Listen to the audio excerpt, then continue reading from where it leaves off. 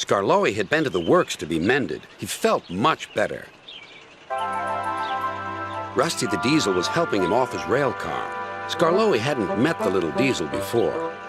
Rusty seems a kindly sort of engine, he thought to himself. I help to mend the line and do odd jobs, explained Rusty. I hear everyone is looking forward to seeing you again. Come on.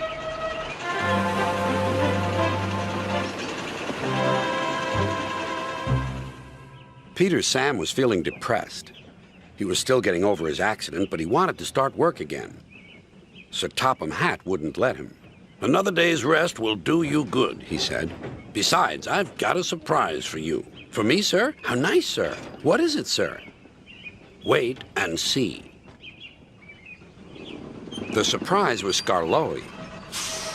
Oh, said Peter Sam, I'm glad you've come home. They lit Skarloey's fire and he sizzled happily. I feel all excited, he said, just like a young engine. Now tell me all the news. I see you've met Rusty, said Peter Sam. Yes, I like that diesel. So do I, replied Peter Sam. It's a pity Duncan doesn't. Who is Duncan? He came as a spare engine after my accident, replied Peter Sam. Is he useful? He keeps busy, and I'm sure he means well, but he's bouncy and rude. He sings and sways and swivels around. His drivers call it rock and roll. I understand, said Skarloey gravely. His driver interrupted. Duncan has done it again. He's stuck in a tunnel. Come on, old boy, we'll have to get him out. Skarloey was pleased. He wanted to run and looked forward to meeting Duncan. They found the caboose and some workmen and hurried up the line. How nice and smooth the rails are, thought Skarloey. They've mended all the old bumps. The little diesel has helped to do that. What a difference Rusty's made to the line.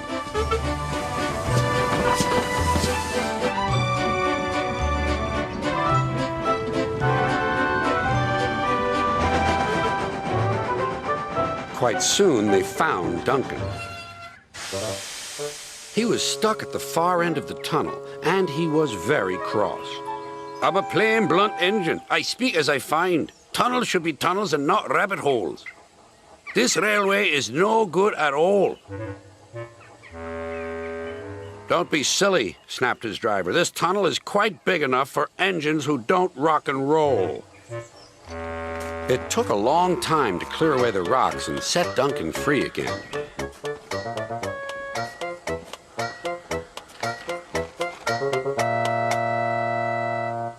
At last, Skarloey was able to push Duncan and his coaches safely through.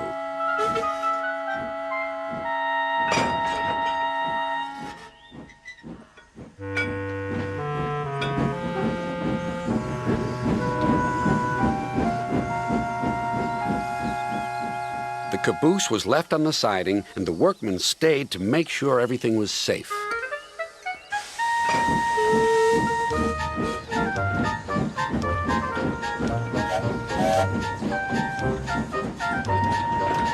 Duncan grumbled all the way home, but Skarloey paid no attention. Later, Sir Topham Hatt spoke severely to Duncan. Listen to me. There is nothing wrong with that tunnel. You stuck in it because you tried to do rock and roll. Tunnels are not dance floors, and you are not a pop star. Then Sir Topham Hatt gave his full attention to Duncan's funnel. If it happens again, he ended ominously, I shall find ways to cut you down to size. In other words, your career is on the line. Need I say more? Duncan thought Sir Topham Hatt had said quite enough, and he remained completely silent and still for at least a whole evening.